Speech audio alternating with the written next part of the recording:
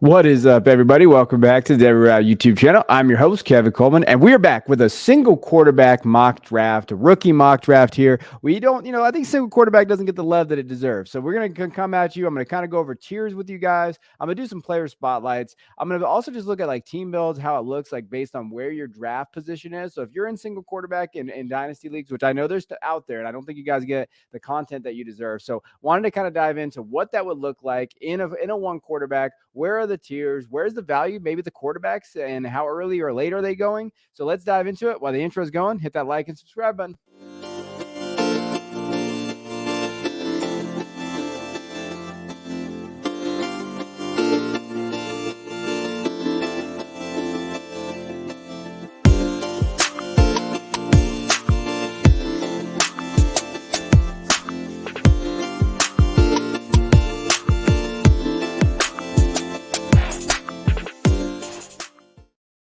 All right, so we're gonna do a rookie mock draft. So we're gonna dive into it. Our boy Zach Charbonnet here on the cover. Got to give him a shout out here because especially with how he kind of did in his 40, and overall in his combine. So let's get into it. So let's look at the first round and kind of gonna go through it, and just talk about it. So let's kind of go through, Bijan's 101, right? So when we're looking at like where's good drafts are going, it is especially at one quarterback, that dude is going to be valued through the roof. Already Dynasty running back one. I have a Football Guys article that came out that you can look at value right now at the 101. And even though it's kind of super flex values, they're still like in terms of what that 101 means, and especially in one quarterback, I think it's pretty relevant. So if you go check that out, he's right there. Then then it's tier, right? Then 102 is Jackson Smith-Njigba. Now we did this mock with a bunch of people, fans and industry and everybody there. We don't just do the mock with me. That'd be dumb getting my opinion. Like trying to get as many mocks as we can, do a mock and night. You can follow me at Twitter there. I'm trying to get like, hey, where are these ADPs going, right? So you have JSN at 102, 103 Jahmyr Gibbs, Alabama. Now he came in at 199, and some analyst guy might throw him off the board, right? Like, hey, they might not like that. I think 5'9", 199 is BMI is fine,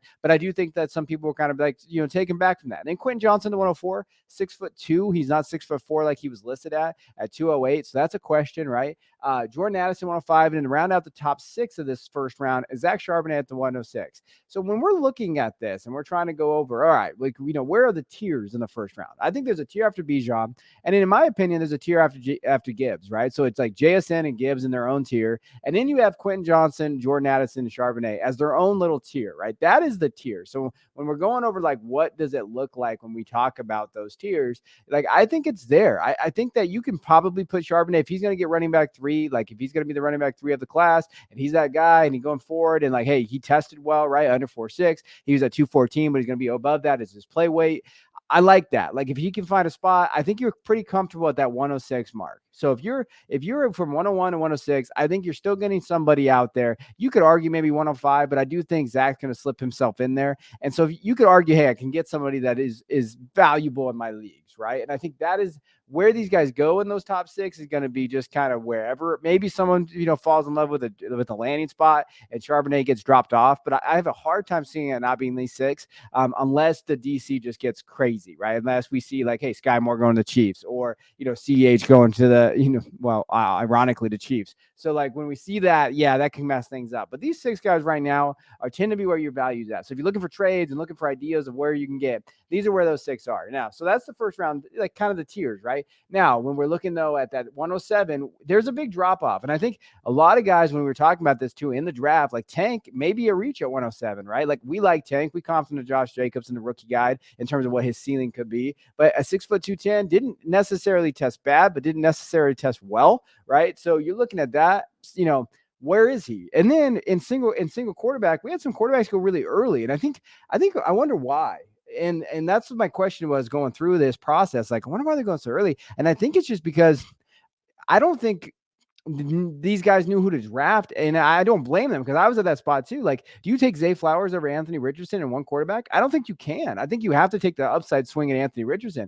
I think Bryce is kind of a reach, and CJ maybe. But when you're looking at this, like in one quarterback, you might just take the swing at the quarterback and hope that you get a QB1 at this point, right? And I think that's where those tier markers go, even with the quarterback value. Like we talked about this on our show. We said, hey, like, who has realistic top 5 can get in there there with the Mahomes, the Burrows, the Hurts area, and it's probably Anthony Richardson, but he has so many question marks that can you comfortably draft him there, right? Then you have Bryce and CJ, who probably are around like quarterbacks 10 to 12 in that range. I think that's a fair ceiling comp. Now, maybe they go higher, okay, but that's kind of where they're at. So, like, if you're taking them early in this first, late in this first, you're hoping for that. That's your ceiling. So, this is ultimate value play in one quarterback where you're trying to hit that ceiling value play early, and that usually doesn't work out. But I do want to just show that's because of the other talent around this class, right? Zay comes in at 110, and then Josh Downs coming in at 112. So no other, running back besides Tank being in there. And Tank, again, might have got the kind of a reach there. It depends on what you like about Tank.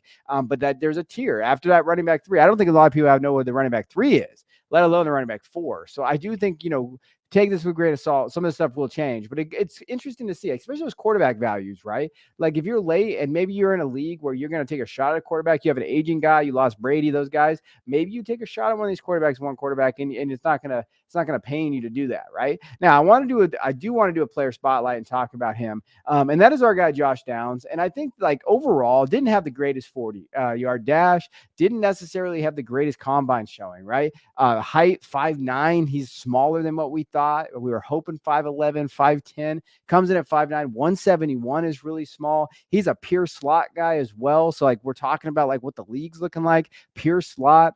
Vertical, though, was good, right? 38.5. Raw jump was good. So that testing, that explosion rate was good. But then you look at his 40-yard dash, 4.48, 20-yard split. Not amazing for what he wants to do. Now, the 10-yard split was great, but that's because that's what he is. He's a slot guy going to earn those targets. The question mark you have to have with Josh Downs is like, can he put it all together? But what does that overall profile look like? Is he going to get injured? Do you like that height? What is that weight, right?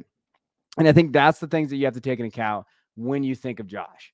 Now, when we get into the second round, let's kind of look at here what's going on here. So we have Jalen Hyatt at the 201, excuse me. I like that pick. I know Hyatt didn't necessarily have a greatest combine ever, but a 201 in one quarterback is not bad value. Devin Shane came in at 188. People really excited about that. So maybe you take a shot on a guy like Devin in the second round. And I don't necessarily hate that one quarterback. Michael Mayer is probably the safest pick of this entire second round. So we're going to highlight him in a little bit, but I think he's safe. He's safe in that second round. If you're in a one quarterback and you're looking for safe floor play, I think Mayer's there. Kendrick Miller at the 204 obviously came in. Weight was really good. Tyjae Spears didn't run at the combine, but he'll be at this pro day. So what is he going to do there? Good pass catcher. Marvin Mims is creeping up. Now, Marvin Mims used to be discount Zay Flowers, and now he's not really discounted anymore. So he's at that 206 mark.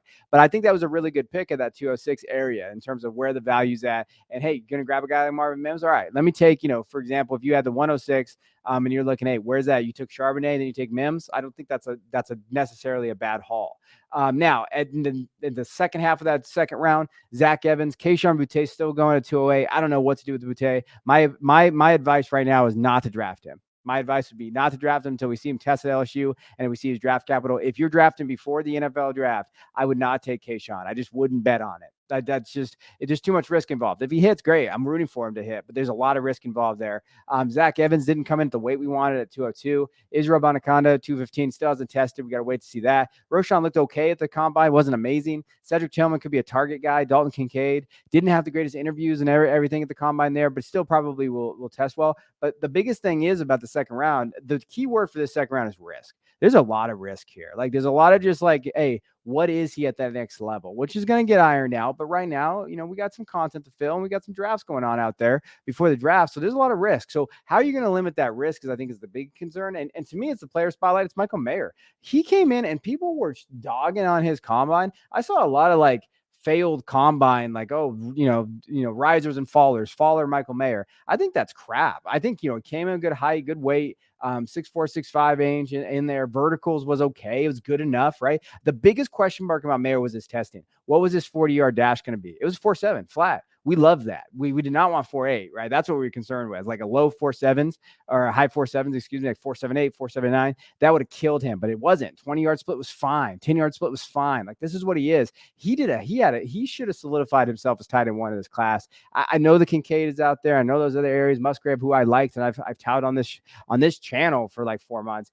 I think Mayer's right there, though. And I think he's a safe pick in that second round. He is probably the best second round value right now. So do not let the haters out there tell you he had a bad combine. I do not believe he did. Now, when you're looking at round 3, I think the Will Levis, we're going to highlight him, but getting the Levis, who may go in top 10, top 15 of the draft, in the third round and single quarterback is the value play, right? That's the play that you probably make. And as much as I don't like Levis, I still think that's too good to pass up. If he's sitting there at the 301, you have to take him. I know my guy Dylan took him here and he said, hey, he's going to be there. He's going to have the draft capital. I get it. Evan Hull's probably the biggest riser of this group because he did every combine drill and people love that grittiness, right? Sean Tucker is in there. He still hasn't tested, so we got to see what that looks like. Chase Brown had a really good combine, kind of solidifying himself probably as that third round in rookie drafts, not necessarily NFL drafts. Eric Gray, still a value in the 305. Parker Washington, Darnell Washington, Rashee Rice, Dwayne McBride, Sam Laporta, Kenny McIntosh, Luke Musgrave, like pretty good value at all these guys. Like, so these are all guys that I wouldn't mind taking in the third round. Evan Hull might be the one outlier there to where I'm like, I'm a little concerned. McBride coming in at 209 was a big oops.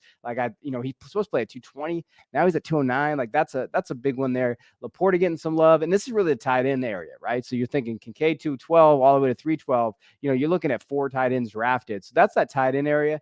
Again, I just wanted to spotlight, Will Levis. If he comes in, he came at 6'4", 229. He threw fine. There was throws that, hey, he did everything that he needed to do at the combine to kind of solidify his stock, depending on what teams think of him.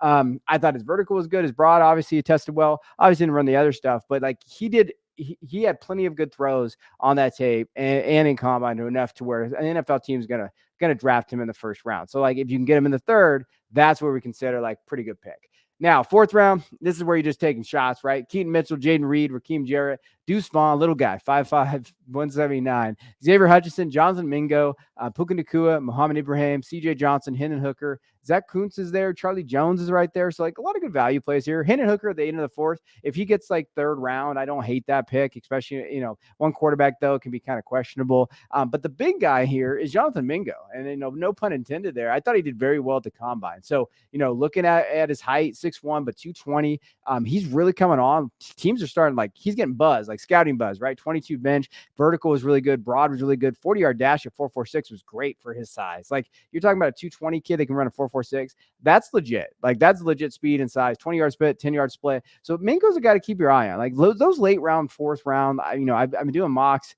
pretty consistently now for a little while. And really, you're just taking athletic measurables in that fourth round, right? And if Mingo checks those boxes, like, I wouldn't take a guy that doesn't have those athletic measurables traits. I'm going to take a shot on some athletes and hope that they pop, right? And that Mingo could be that guy, target guy, X guy, go up and get it outside, kind of score touchdowns. Now, I just want to kind of give you the draft board so you can pause it and look and how everything shapes out. So, like, when we're looking at those tiers, like we talked about, when you're looking at the tier 105, 106, probably that 106 mark.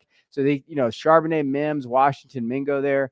After that, where are those, areas that you want to kind of maneuver? Where do you want to kind of, consolidate your picks, late seconds, and then go up there and grab some guys, right? That's where I would look. Where I grabbed Addison, Spears, Gray, and Hutchinson. I think those are great ceiling or safe plays there. Addison kind of at the end of that tier where I don't really feel like I could take him over or take Charbonnet over him.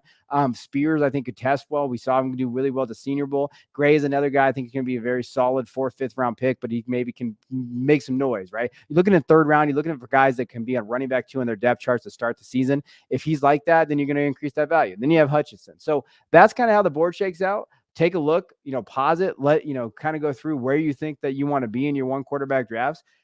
But hey, we appreciate you guys here at this channel. We appreciate the love. Hit that like and subscribe button. Think about joining the Patreon, getting our Discord. It's only $1 a month if you just want the Discord.